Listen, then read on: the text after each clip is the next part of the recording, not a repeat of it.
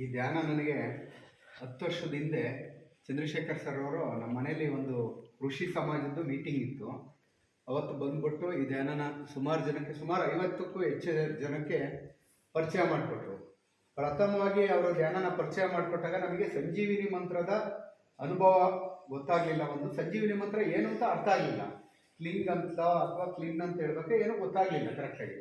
ಆ ನಂತರದಲ್ಲಿ ಮತ್ತೆ ಒಂದು 5-6 ತಿಂಗಳ ನಂತರ ಮತ್ತೆ ಟ್ರೈನಲ್ಲಿ ಹೋಗ್ಬೇಕಾರೆ ಸರ್ ಸಿಕ್ಕಿದ್ರು.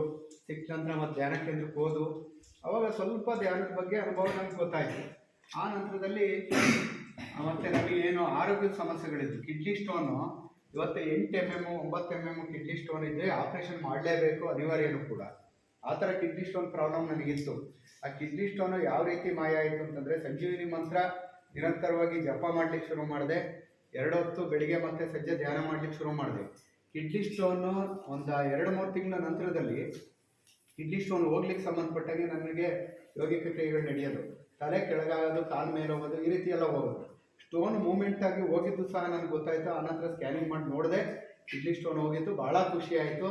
ಈ ಧ್ಯಾನದಲ್ಲಿ ಇಷ್ಟೊಂದು ಶಕ್ತಿ ಇದೆ, ಅದ್ಭುತವಾದ ಶಕ್ತಿ. ಇದನ್ನು ಯಾಕೆ ನಾವು ಕೂಡ ಹಂಚಬಾರ್ದು, ಇವ್ರ ಜೊತೆ ಸೇರ್ಕೊಂಡು ಅಂತ ನಾನು ಅವತ್ತಿಂದ ಇವ್ರ ಜೊತೆ ಎಲ್ಲೇ ಕಾರ್ಯಕ್ರಮ ನಡೆದ್ರು ಎಷ್ಟು ಸಾಧ್ಯನೋ ಅಷ್ಟು ಹೋಗೋಕ್ಕೆ ಶುರು ಮಾಡಿದೆ. ಆ ನಂತರದಲ್ಲಿ ನನಗೆ ಈಗ 10 ವರ್ಷದ ಹಿಂದೆಯೇ ಒಂದ್ಸಲ ಬ್ಲಡ್ ಟೆಸ್ಟ್ ಮಾಡಿಸಿದ್ರೆ ಶುಗರ್ ಟಾರ್ಗೆಟ್ಟು ಇನ್ನೇನು ನೆಕ್ಸ್ಟ್ ಸ್ಟಾರ್ಟ್ ಆಗುತ್ತೆ ಅನ್ನೋ ಲೆವೆಲಿಗಿತ್ತು. ಆಮೇಲೆ ಸರ್ನಾಗ ಕೇಳಿದೆ, ಈ ರೀತಿ ಇದೆ, ನನಗೆ ಎಲ್ಲಿ ತೋರಿಸ್ತಿದ್ದೆ. ಅದಕ್ಕೆ ಎಲ್ಲೂ ತೋರಿಸ್ಬೇಡ್ರಿ, ಅದನ್ನೆಲ್ಲ ತಲೆ ಒಳಗಿಂದ ಬಿಸಾಕ್ರಿ, ಧ್ಯಾನ ಮಾಡಿರಿ, ಜಪ ಮಾಡಿರಿ ಅಂತ ಹೇಳಿದ್ರು. ಅವತ್ತಿಂದ ಇವತ್ತರೆಗೂ ಹಾಸ್ಪಿಟ್ಲಿಗೆ ಹೋಗೋದು ಕೂಡ ತಪ್ಪು.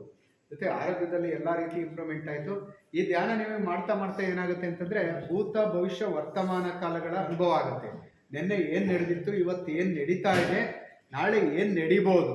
ನಿಮ್ಗೆ ಇವನ್ ಪ್ರಶ್ನೆ ಪತ್ರಿಕೆಯಲ್ಲಿ ಎಕ್ಸಾಮ್ ಬರೀಬೇಕಾದ್ರೆ ನಾಳೆ ಏನು ಪ್ರಶ್ನೆ ಕೇಳ್ಬೋದು ಅನ್ನೋ ಅನುಭವನೂ ಕೂಡ ಆಗುತ್ತೆ.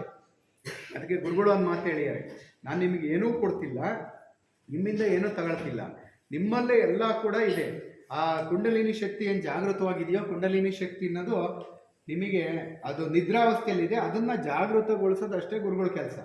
ಅದಕ್ಕೆ ಯಾರೋ ಒಬ್ಬರು ಕೇಳಿದ್ರಂತ ಒಂದು ಪ್ರಶ್ನೆನ, ಈ ರೀತಿ ಒಂದು ಅಮೂಲ್ಯವಾದ ಧ್ಯಾನನ ನೀವು ಹಂಚ್ತಾ ಇದ್ದೀರಲ್ಲ, ನೀವು ಯಾಕೆ ಇದುವರೆಗೂ ದುಡ್ಡಾಗಲಿ ಇನ್ನೊಂದಾಗಲಿ ಏನನ್ನೂ ಕೂಡ ಗಳಿಸ್ಕೊಂಡಿಲ್ಲ ಅಂತ. ಅದಕ್ಕೆ ಅವ್ರು ಹೇಳಿದ್ರಂತೆ, ನಾನು ಅಮೂಲ್ಯವಾದ ಮುತ್ತು ರತ್ನ ಚಿನ್ನಗಳನ್ನು ಕೊಟ್ಟು ಕಬ್ಬಣನ ವಾಪಸ್ ತಗೊಳ್ತಿಲ್ಲ ಅಂತ ಹೇಳಿದ್ರಂತೆ. ಅಂದರೆ ಇದು ಯಾರೂ ಕೂಡ ಕೊಡ್ಲಿಕ್ಕಾಗದಂಥ ಮುತ್ತು ರತ್ನ ಚಿನ್ನ ಇದು ನಿಮ್ಮಲ್ಲೇ ಇದೆ. ಇದ್ರ ಬಗ್ಗೆ ನಾವು ಹೇಳ್ತಾ ಇದ್ದೀವಿ ಅಷ್ಟೇ. ಬಟ್ ನೀವು ಮಾಡ್ತಾ ಮಾಡ್ತಾ ನಿಮ್ಗೆ ಅನುಭವ ಗೊತ್ತಾಗುತ್ತೆ, ನಿಮಗೆ ಮೆಮೊರಿ ಪವರ್ ಇಂಪ್ರೂವ್ ಆಗುತ್ತೆ, ಕಾನ್ಸಂಟ್ರೇಷನ್ ಬರುತ್ತೆ. ಜೊತೆಗೆ ನಿಮ್ಮ ಸುತ್ತಮುತ್ತ ವಾತಾವರಣನೂ ಕೂಡ ಪಾಸಿಟಿವಿಟಿಗೆ ಕನ್ವರ್ಟ್ ಆಗ್ತಾ ಬರುತ್ತೆ. ಯಾರು ನಿಮಗೆ ಕೆಟ್ಟದ್ದು ಮಾಡೋಕ್ಕಾಗಲ್ಲ, ನಿಮ್ಮಿಂದ ಯಾರಿಗೂ ಕೆಟ್ಟದ್ದು ಆಗಲ್ಲ. ಆ ರೀತಿ ಒಂದು ಅದ್ಭುತವಾದ ಶಕ್ತಿ ಇದೆ. ನಿಮ್ಮ ಸಾಂಸಾರಿಕ ಜೀವನ ಅಂದರೆ ನಿಮ್ಮ ತಂದೆ ತಾಯಿ ಎಲ್ಲರ ಆರೋಗ್ಯನೂ ಇಂಪ್ರೂವ್ ಆಗುತ್ತೆ. ಎಲ್ಲರಿಗೂ ಎಷ್ಟು ಸಾಧ್ಯನೋ ಅಷ್ಟು ಧ್ಯಾನನ ಹಂಚಿರಿ, ಎಲ್ಲರಿಗೂ ಹೇಳೋ ಪ್ರಯತ್ನ ಮಾಡಿರಿ, ನೀವು ಉದ್ಧಾರ ಆಗ್ತೀರ. ಜೊತೆಗೆ ನಿಮ್ಮ ಸುತ್ತಮುತ್ತಲಿನ ಸಮಾಜನೂ ಕೂಡ ಉದ್ಧಾರ ಆಗುತ್ತೆ. ಇಂಥ ಅಮೂಲ್ಯವಾದ ಪ್ರಸಾದನ ಗುರುಗಳು ನಮಗೆ ದಯಪಾಲಿಸಿದ್ದಾರೆ. ಅದರ ಜೊತೆಗೆ ಅಮೂಲ್ಯವಾಗಿರ್ತಕ್ಕಂಥ ಶಿಷ್ಯರನ್ನು ಕೂಡ ಕೊಟ್ಟಿದ್ದಾರೆ.